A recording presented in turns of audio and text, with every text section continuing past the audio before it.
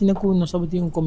a Comissão Central está a atender diferentes coisas, entre outros, nós põe fecha para entregar pergunta na lei de exploitatierekening de 2019. Nós stellen vast algum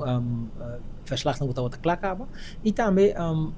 conselho de of conselho não, petição de bem caso aqui CHA que está commissie huishoudelijke aangelegenheden caminda ku nang ta pone ku na bimbak na discussão decisão que agora tomada na 2019 caminho ku na 2019 é tempo coalição de map por rede 13 advies di lanti bisando que tende persona que está sospechoso lo não pode viajar de caso aqui é tempo já fração de map e fração de por que te duas frações que a sostener que está a rejeição a maioria anto 10 está contra agora que não é decisão bem sala trobe sobre que nós temos parlamentário com 13 pontos back din CHA que está haya como se revisitar se está haya que nota correto que persona que agora elegi para o pueblo não por exercer sua função de parte aí.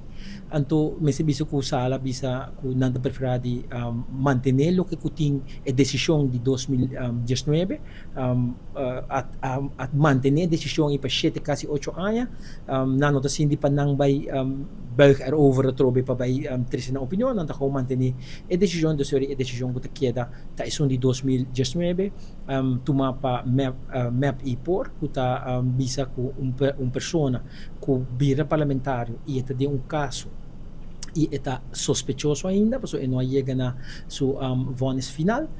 e não tem mais de representar o parlamento para fora de rua. O Otmar Roberto ainda está brincando seu caso e nós não sabemos se no futuro tem mais gente que lo por vir sospechoso, sei que automaticamente a pessoa aí tampouco não por fazer uso de facilidade aqui de vai representar o parlamento para fora de rua. Local, o Conselho de 2009 não vai de acordo com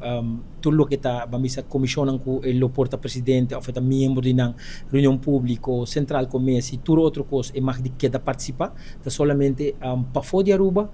decisão da outra para fora de Aruba e não mais de representar.